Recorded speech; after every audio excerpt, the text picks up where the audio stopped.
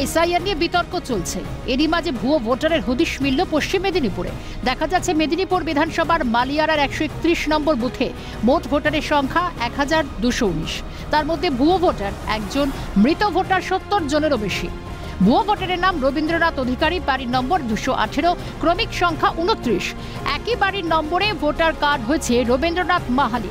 বিজেপির অভিযোগ, রবীন্দ্রনাথ অধিকারীর নামটাই ভুয়ো।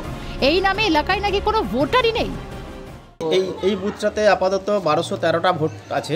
হ্যাঁ, তার মধ্যে মৃত ভোট প্রায় 70+। আচ্ছা, মৃত ভোট আছে। তার মধ্যে বেশ কয়েকটা আছে ফেক ভোট। যে এখানে সামনে দেখুন, প্রথম লিস্টে 6 নম্বরে আছে একটা নাম আছে, আবার তারই নাম আছে 28 নম্বরে। শুধু তাদের টাইটেলটা আলাদা করে ফেক ভোটার করা আছে। ওর অরিজিনাল আছে যেটা আছে মাহালি, রবীন্দ্রনাথ মাহালিটা আছে অরিজিনাল। এখানে রবীন্দ্রনাথ অধিকারী করে রেখেছে একটা। এই নামে কোনো ভোটারই নেই? না, এই নামে কোনো ভোটার নেই। প্রশ্ন উঠছে, একই বাড়ির নম্বরে দুজন ভোটদাতা কিভাবে? মুখ্যমন্ত্রীর নির্দেশের পরও ভোটার তালিকায় ভুয়ো ভোটারের নাম কিভাবে? অভিযোগ খতিয়ে দেখতে রবীন্দ্রনাথ মাহালির বাড়িতে পৌঁছে যায় সিএন। পরিবারের সদস্যরা জানান ওই নামের কোনো ব্যক্তি সেখানে থাকেন না। খালি টাইটেলের চেঞ্জ। এই বাড়িতে কেউ থাকে? না, কেউ থাকে না। আমি বলবেন যে একই বাড়ি অ্যাড্রেসে দুজনের নাম, সেটা আমরা কি করে বলবো? সে পার্টির লোকরা বুঝবে। এদিকে ভোটার তালিকা জলজল করছে মৃত ভোটারদের নামও। তার মধ্যে নাম শেখ কুরবান, ক্রমিক সংখ্যা 115, করোনাকালে মৃত্যু হয় তার। শেখ আমিনুদ্দিনেরও নাম রয়েছে, ক্রমিক সংখ্যা 26, মৃত ভোটার তিনি। এরপর আসছে মাসু বিবি, যার ক্রমিক সংখ্যা 27, তিনিও মৃত ভোটারের তালিকায়। এরপর আসছে 4 নম্বরে সুখী চালক, তার ক্রমিক সংখ্যা 269, তিনিও মৃত ভোটার। অভিযোগ স্বীকার করে বিএলওর কোর্টে বল তৃণমূল নেতৃত্বের। প্রশ্নের মুখে নিজে ভুল কার্যত স্বীকার করে নিয়েছেন সংশ্লিষ্ট বুথের পূর্বতন বিএলও সুদর্শন পাঁজা। তদন্তের দাবি স্থানীয়দের। কত বছর মারা গেছে? 3 বছর। এখনো ভোটার লিস্টের নাম আছে, এটা জানেন? হ্যাঁ আছে, আমরা ভোট দিচ্ছি, আমরা জানি না। রসিদ এসছে আমার দাদার। এখনো রসিদ আসছে? হ্যাঁ, এখনো রসিদ এসছে। সেগুলো বাদ হোক, মৃত লোকের নাম বাদ হতো, সেগুলো থেকে তো কোনো লাভ নেই। এটা নির্বাচন কমিশনের গাফিলতি আছে, বিএলওরও গাফিলতি আছে।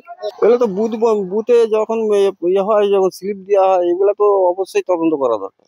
মানে এটা হচ্ছে তাহলে একই এতে অ্যাড্রেসে একটা ফেক, একটা অরিজিনাল। হ্যাঁ, একটা ফেক একটা অরিজিনাল আছে।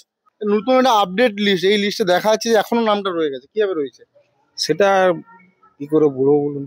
কার গাফিলতি মনে করছেন? আমার তো মনে হয় বিএলওর গাফিলতি। ইনকোয়ারি করছে না সঠিকভাবে ইনকোয়ারি করলে এই সব জিনিসগুলো থাকবে। কোথাও কি ভুল হয়েছে?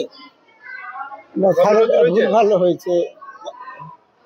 আরেকটু আপনার সচেতন হওয়া দরকার ছিল। হ্যাঁ, অবশ্যই। অবিলম্বে ভুয়ো ভোটারদের নাম তালিকা থেকে বাদ দিতে হবে, তালিকা থেকে সরাতে হবে মৃত ভোটারদের নামও, দাবি করে তৃণমূল বিজেপিকে একযোগে আক্রমণ বাম নেতা সুজন চক্রবর্তীর। তৃণমূলের সুবিধার্থে নির্বাচন কমিশন মেইনটেইন করেছে, কারণ বিজেপি তা চেয়েছে।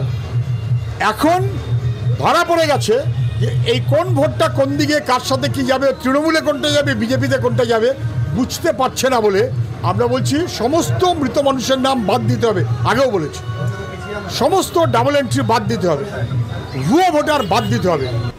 বিহারের পর বাংলা এসআইআর নিয়ে তুঙ্গে জল্পনা, সুরচড়া বিরোধীদের। এই আবহে বাংলার বিভিন্ন প্রান্ত থেকে মিলছে ভুয়ো ভোটারের হদিশ। 24 পরগনা, মালদা, মুর্শিদাবাদ, জলপাইগুড়ির পর মেদিনীপুর বিধানসভাতেও মিলল তার হদিশ। তবে কি সবটাই কর্তার ইচ্ছায় কর্ম, ভোট বৈতরণীর পারের হাতিয়ার? আদৌ কি ভোটার লিস্ট থেকে মৃত ভোটারদের নাম বাতিল যাবে, না এইভাবেই দিনের পর দিন বছরের পর বছর ধরে কিন্তু নাম জলজল করবে? সেটাই এখন সব থেকে একটা বড় প্রশ্ন। পশ্চিম মেদিনীপুর থেকে অভিষেক চক্রবর্তী, ক্যালকাটা নিউজ।